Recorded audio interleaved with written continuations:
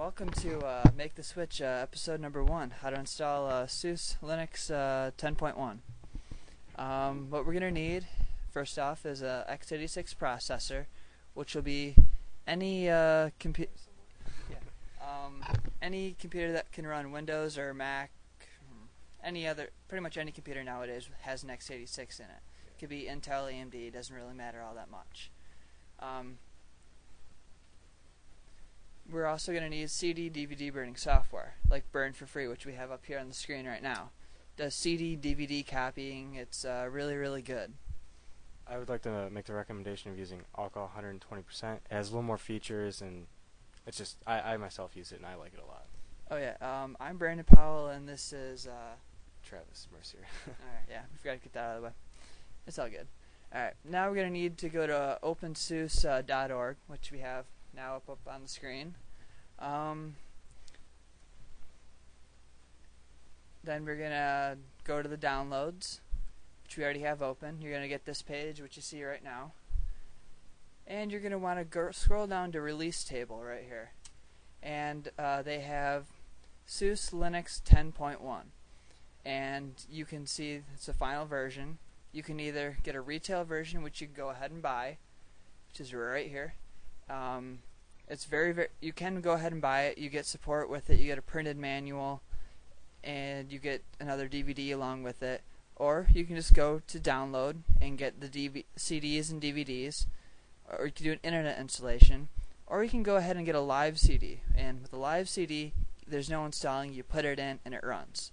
But what we're going to do is we're going to hit download on the download one, and we're going to download the ISO. Okay, now once we're all done downloading the ISO, we're going to go ahead and we're going to use either what Travis says, alcohol 120%, or Burn for Free. Either one. Or if you want to use Nero or any other DVD burning, CD burning product, go ahead. CD, clone CD or something of that sort.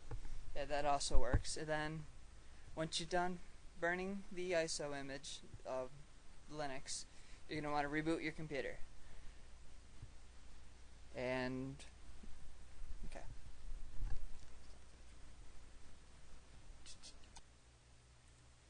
Okay, we just rebooted the computer with our disk in it. We have you can either boot from hard disk, installation with ACPI disabled, or local APIC disabled, safe settings, rescue system, or memory test. And we're going to go with the normal installation because that's what you would choose for a new user.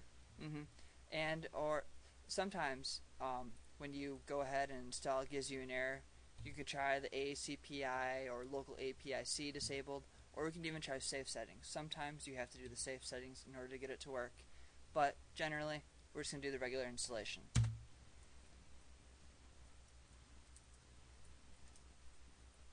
Okay, now it's loading the Linux kernel, which we need to run. I think the newest one is 2.6 or 2.6.17. Yes, that's it. Just was released the other day. Okay, now what we're going to do is hit the escape key. This is to make sure that if there's an error, we get the error so we can go and report it to somebody, or report it back to on our website, on our comments, or go to OpenSuSE.org and post it on there. On the forums, I think they have set up there. Yes. And right now it's searching for the hardware that we have installed, such as USB devices, And searching for an info file. And we don't have to worry about info files just yet unless you want to get really advanced into it, which we're not here to do.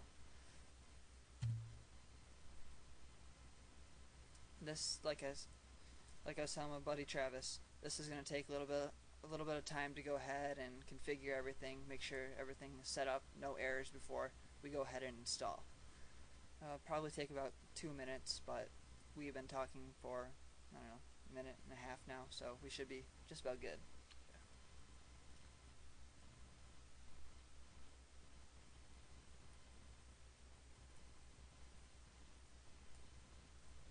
It should be starting I think the configuration menus right now. Yep. I'm gonna choose our language right now.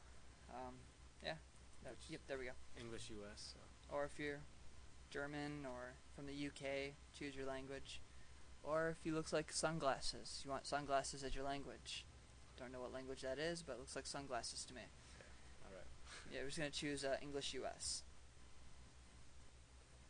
And then we'll have to accept the license agreement, which is basically, all they say is as long as you don't repackage and sell it, it has to be, provide the source code and all that stuff. Yeah, you can go ahead and read it yourself. We don't want to take too much time to go ahead and read it to you because it's pretty much the software. Self-explanatory. Yeah, it's free, so just go with it. That works.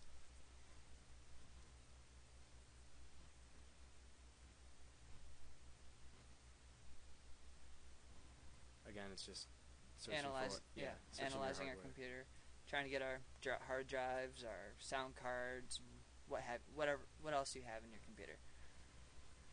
And we're going to select new installation, Yep. considering it's the only option available. Unless you already have Linux already on your computer, but then you would not be listening to this. Yeah.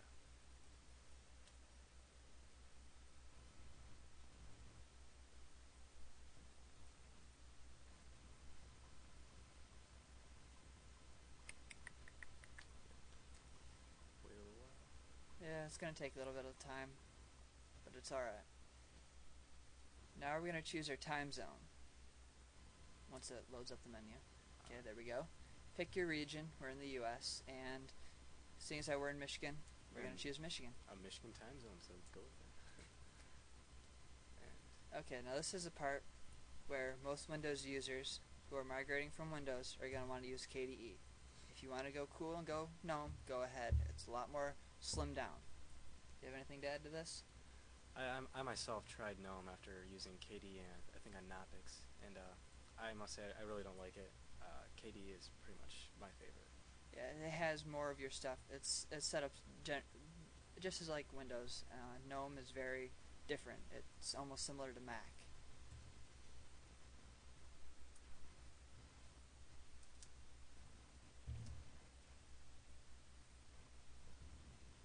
Okay, we have our partitioning, our software, and our language. The partitioning, for right now, we're just going to leave alone. It's going to create us a partition with our Linux operating system on it. Yeah. We're going to create a swap partition, which is like your page file in Windows. Mm-hmm. It's more like your... it's kind of like more RAM. It gives you more RAM, but it's slower than RAM because some programs take up more than a gigabyte of RAM, and let's say you only have a gigabyte of RAM in your computer, it's not going to run into empty space and crash your computer. It's going to go to this page file or swap partition. And it's going to mount our Windows partition to Windows C. This should be your stand. If you don't get this and you have problems partitioning, let us know. We'll help you out. And software, we're just going to do their standard system with KDE. Language, primary language, English US. And we're going to hit accept.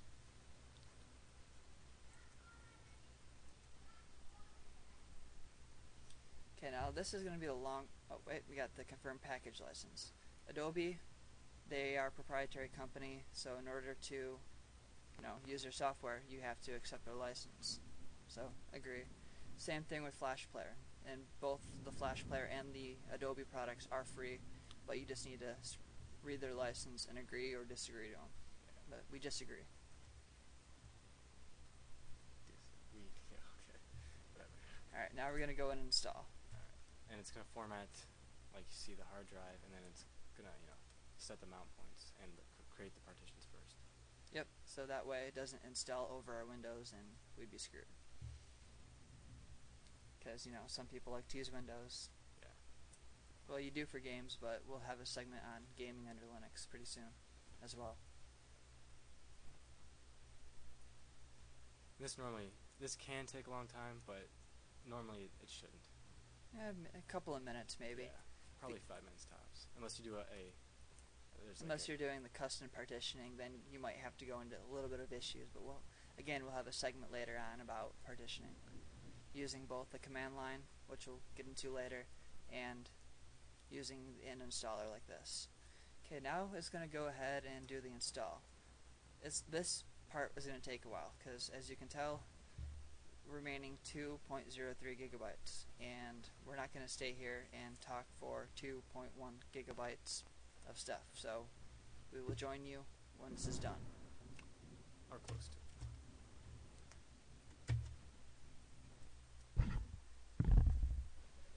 Okay, so we're back right now. It's got about 1:36 left to install, because it's not going to take, on a real computer, it's not going to take all that long, but we're installing through VMware right now. It's going to take a little bit longer than what should be expected, but about 30 minutes maybe to install, about the same as it would for Microsoft Windows to install. And also, right now it's saying don't forget to register your software. Basically, it helps you'll receive notifications of software updates, and you can also register any bugs that you're having during installation. Yep. It's just something helpful to do if you feel like it. Yeah, you can go over to details too if you want. If you really want, you can go ahead and check exactly what it's installing. It's going to take a little bit to load up because it's installing and you're switching to a different view, so therefore it's going to take longer. It's installing certain programs like Open Office, which we'll get into later, Firefox. Many of you probably have already used Firefox if you use Windows. Yeah, right now it's installing the program YAST, which was our software controlling program. You can update software, you can add, remove software. It's like Control Panel for Windows. Because as you can see, the packages that it's installing right now is your sound configuration, and the one above it is scanner, and then run level editor. And printers. Network printers work great with it. Local printers using your parallel, your standard printer will work USB. It'll pick it up just fine. You won't have any issues with printing. And again, once we get everything all set up, get another episode out, we'll go in and do more configuring stuff to make it so all your stuff works. Show you how to get all your Windows stuff to work on Linux. Got about 20 more packages. It says right up here, packages 20, time remaining 37 seconds. The DVD that we're using, the size, how many more megabytes of stuff needs to be installed. And you have the individual progress bar at the bottom for each package. Yeah, right down here. And it's telling you what package is being installed. And if you'll notice, it's got the file form of RPM instead of, your Windows would be exe or whatever. If you like MSI, I think so. Yeah, MSI. RPM is Red Hat Package Manager, and it packages. It's pretty much an MSI installer for Windows, just the little installer thing. Again, we'll get into that later as well. There's a lot of cool things you can do with RPMs. It's installing the GIMP right now, which is a free image manipulation program, as you can see right there. Yeah, GIMP is really, really good. It kicks the crap out of MS Paint.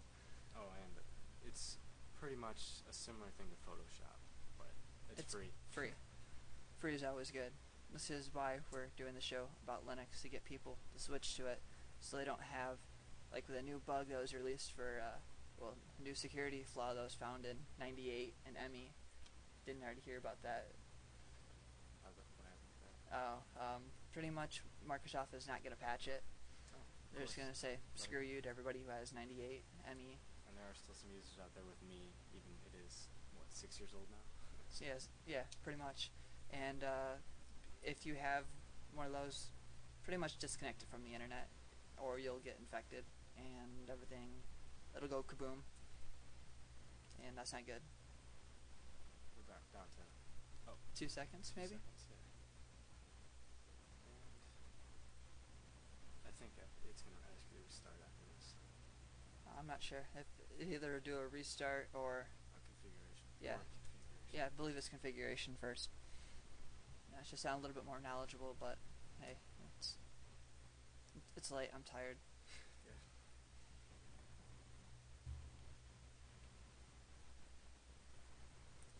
Okay, now it's copying the files to the installed system, saving the configuration, installing our boot manager.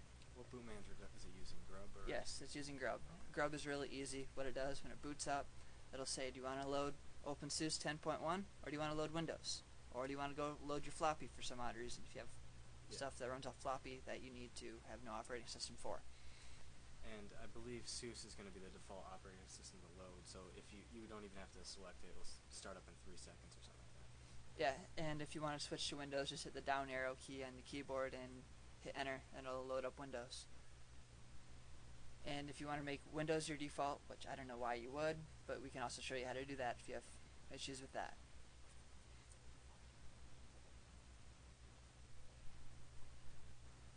And again, this will take a little bit of time, but it won't take as much. It might take a little bit longer than a normal Windows install, but this is giving you a lot more stuff than what a base Windows install will. It gives you Firefox, OpenOffice, the GIMP, a whole bunch of applications that you can use right out of the box. And Windows doesn't include any of those bundled with it. No. It is similar to the Mac commercial. You know, on Windows you have to download drivers, install updates, remove the crap they put on your PC. Linux is similar to Mac in the respect that you don't need to do any of that stuff. It'll work right out of the box. And Apple, if you want to send us a free MacBook, go right ahead.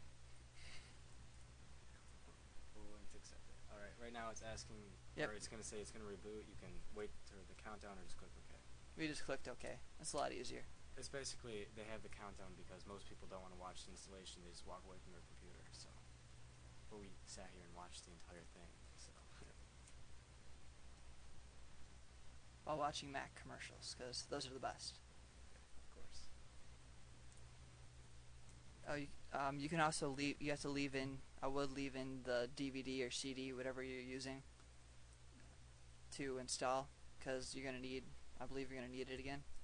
But if not, oh well. Alright. See, we have SuSE, Linux 10.1, Windows, floppy, or failsafe. If you have any issues with your Linux distribution, you want to go to failsafe. Then, if you want to load Windows, you can load Windows.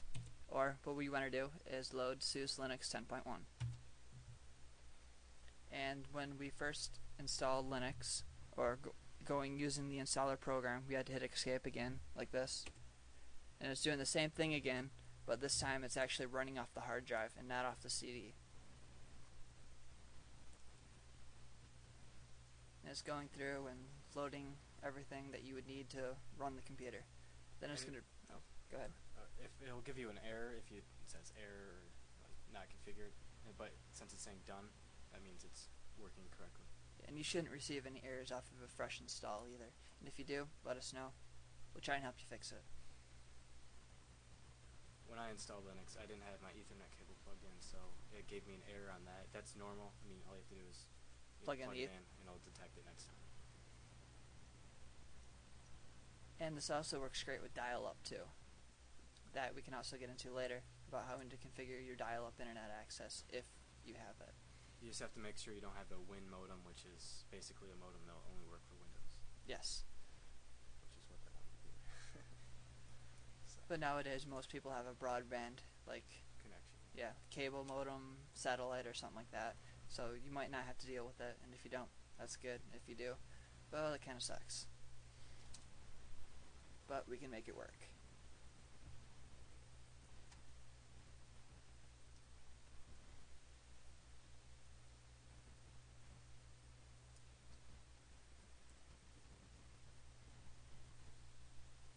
Okay, so it's loading up right now. It's going to bring a manager that will show, like, it's going to have us input our username, input the root password. The root password is similar to the administrative password in Windows. And generally you never log on under root. You log in under your normal username, because with root, it's like the Windows administrative account. You can do anything to the computer. And if you have a virus, you don't want anything to happen to the computer. It'll only be affected to what that user can access. And if you use root, the root can access anything, and all your files will be destroyed. But there has been no known viruses as of yet for Linux, but just to be safe, never run as root unless need be.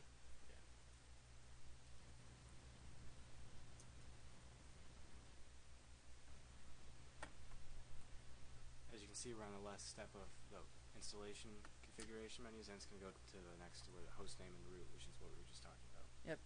Host name is it's like your NetBIOS name in Windows. Like some people like to name their computer, I don't know, like name it like your name or something, so you know whose computer it is in the network. Oh, and also, networking with Linux is very easy. It can detect all your Windows shares. You can use shares through Linux as well using a program called Samba. And again, go into that later to go ahead and do simple file sharing, and it'll pick up everything just fine.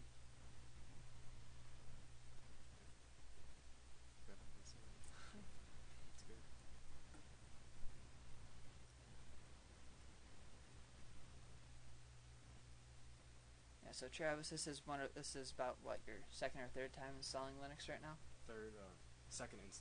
Successful third install. Okay. What was the problem with your wrong install?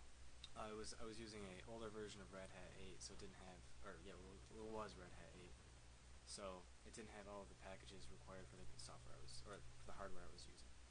Okay, so that you can't really do much with that, Yeah. but it was just the version I had available to me. yep. So this, you also want to make sure, go on Open SuSE's website, make sure that all of your hardware works, because if it doesn't, you might have the same problem that Travis did. But your 2 installs that went good are still going good. Yep. You figuring out a little bit more about how this whole Linux thing works? Yes, sir. Just trying to, see if I cut that part out. Initializing catalogs. Okay, this is going to take a little bit of time as well.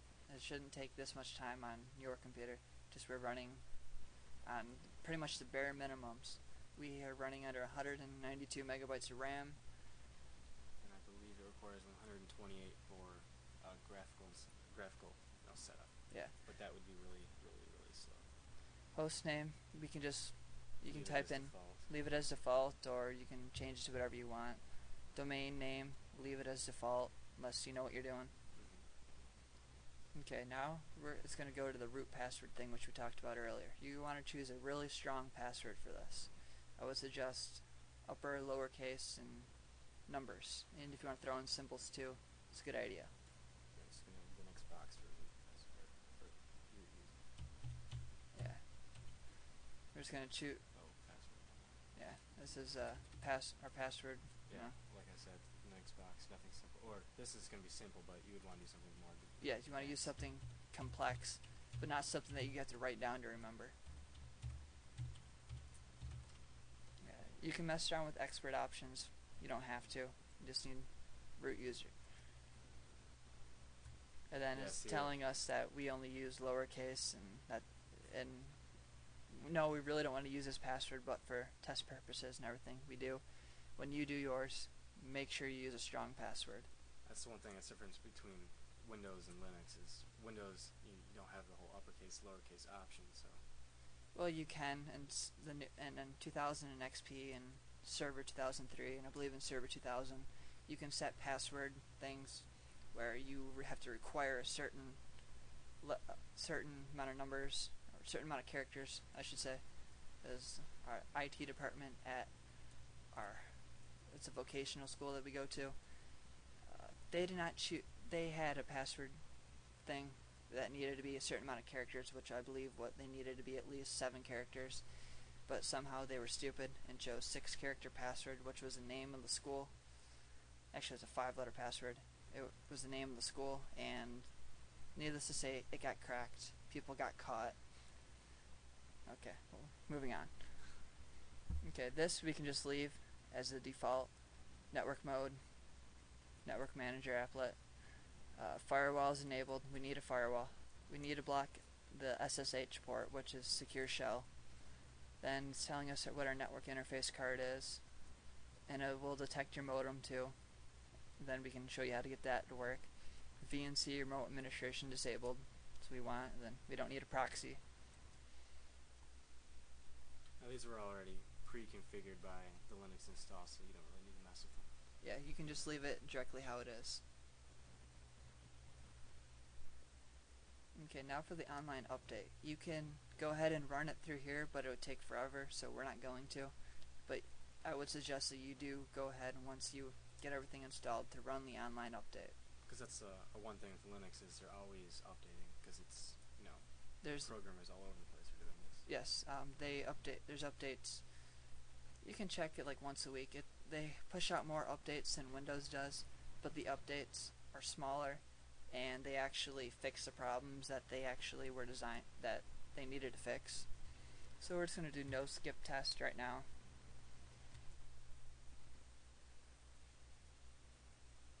And then our next window that's going to come up is about our user. We're going to choose a username and a password. Again, choose a strong password. But for test purposes, we're not going to. Yeah. Oh, authentication mode. We're just going to do local. We don't need to. We don't need have a Windows domain or any of the other stuff. So we don't need to mess with any of that.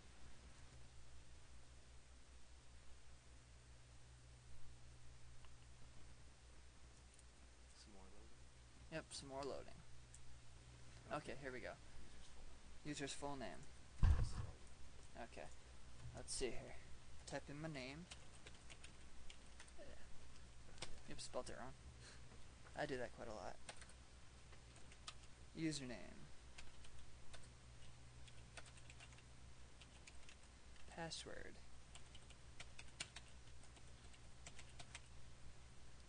I don't like that password. Let's change it.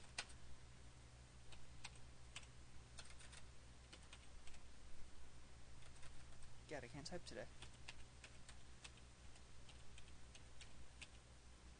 You don't want automatic login.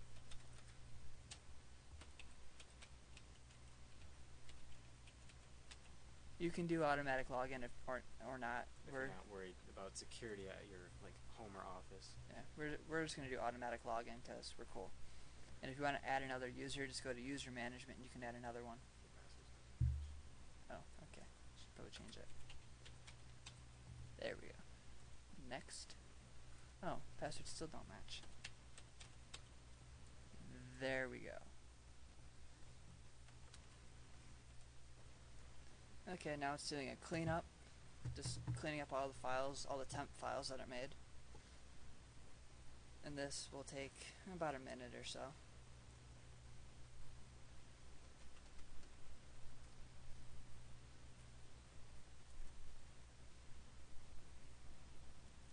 It's running all the configuration files. It's similar to what Windows does when Windows does an update. But whenever you do updates to Linux, you don't always have to reboot like you do in Windows. Again, like the Mac commercials, the Mac doesn't have to reboot, the Windows box does. Same thing with Linux.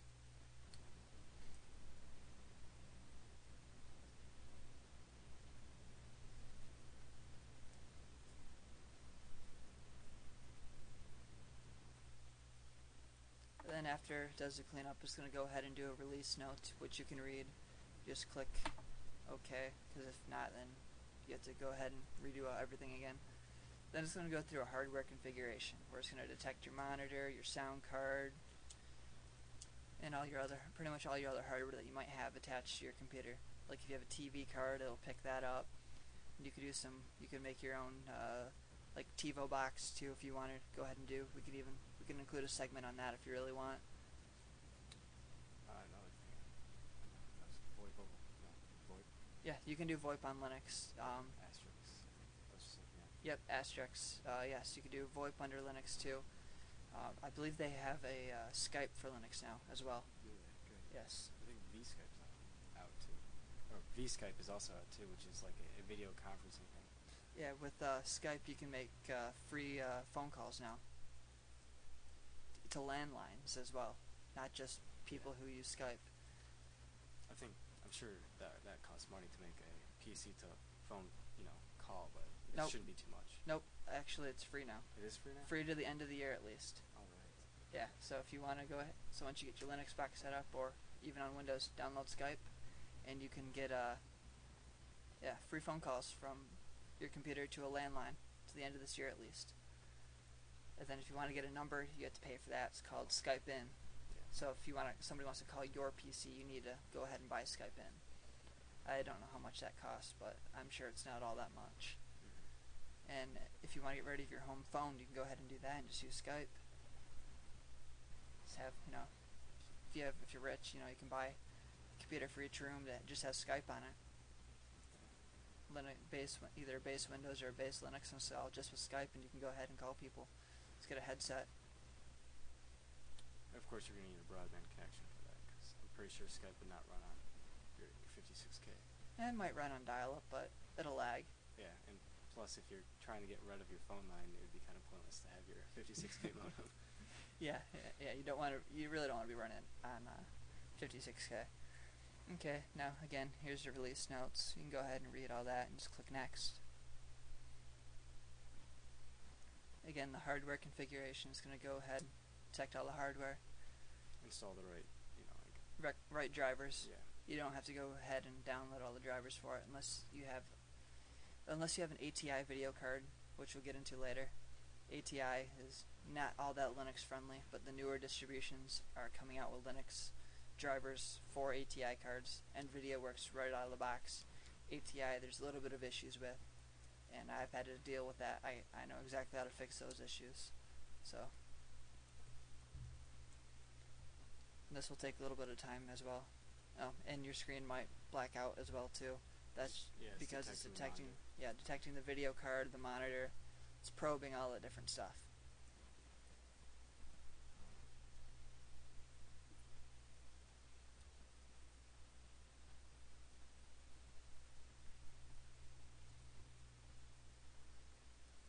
It's going to detect, like I said, monitor. Oh, see, there it goes again. Look at that crazy pointer and a bunch of lines on there. That's completely normal.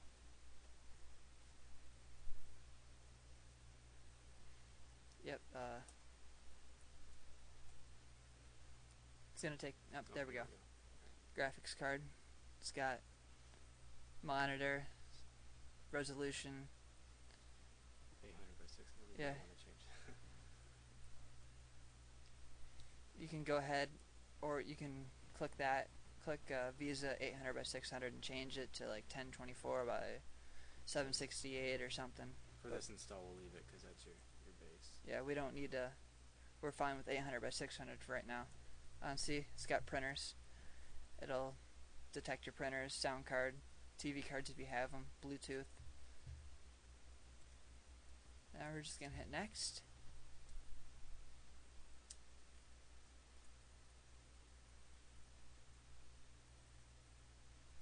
Then it's going to believe it's going to go ahead and run that cleanup thing again. And then it'll take us, saving the stuff. Then it might run on a cleanup. Then it'll bring us to KDE.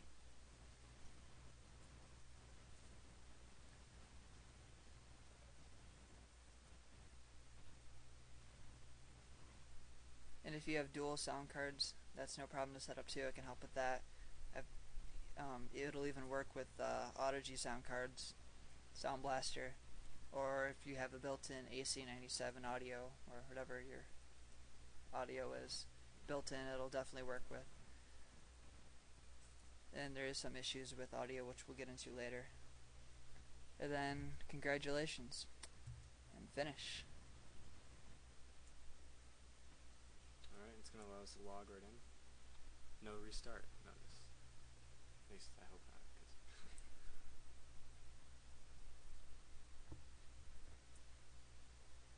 Yeah, it says after clicking finish you can log into the system. So it doesn't seem like there's going to be a restart.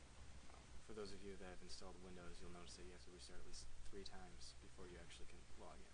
Then download updates, restart again, download even more updates like Service Pack 2 if you don't already have it, and reboot again, install more updates, reboot again. Then if it crashes, reboot again. Linux doesn't crash all that much, by the way. Unless you seriously did something wrong. Yeah. That error was fine because HAL, which is a hardware extraction layer, is already started. So it can't restart something that's already started. So if you see that, don't worry. It's still going to load.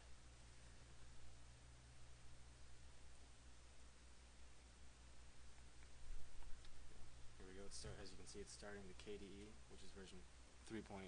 I'm sorry. Yep, it's KDE, like I said, is similar to the Windows startup. Like, you have your start bar with all your applications in it. It's got a taskbar thingy like Windows does, where you can have your windows lowered.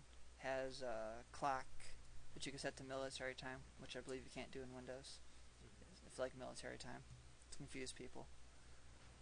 And then I'll also have, like, on your desktop, your My Computer, such as, I don't think it's called My Computer. Yeah, it is My Computer. It's got My Network Places too, or I think it's just called Network Places. And then probably any optical drives, and then your trash. Yeah.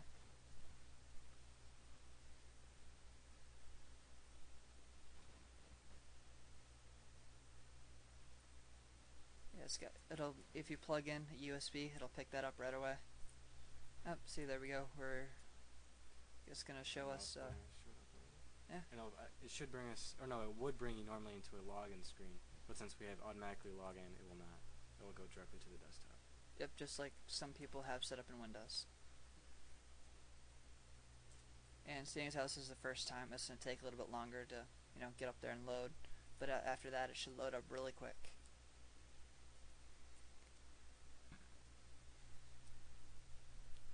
Yep. See, here we go.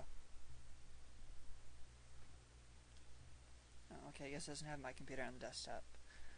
We can set that up later, or yeah. Well, it's still loading. Give it time. Yeah. Oh, and you also have multiple desktops in Linux, unlike Windows. Yep, there we go. There's my computer. It's got a cool little penguin next to it. Which is Tux, who is the Linux mascot. Yep, and then network browsing, your printers. And there you go. You have Linux installed. Open SuSE 10.1. And that is it. Wait, your monitor did not report Xland. Oh, okay. This can close out of this. It's registering, you don't really have to. It's kind of like registering for Windows. If you really want to, you can. No, we don't want to configure a monitor this useful tips is also on the startup. If you want, you can have it on your startup, but we don't really want to, so we'll hit close. Well, uncheck the box and hit close. Then no for this, because we don't want to mess with any of that stuff just yet. We just have everything working. Right click, And that is it for episode 1. Make the switch, how to install Open SuSE 10.1. I am Brandon Powell, and it's Travis Mercer.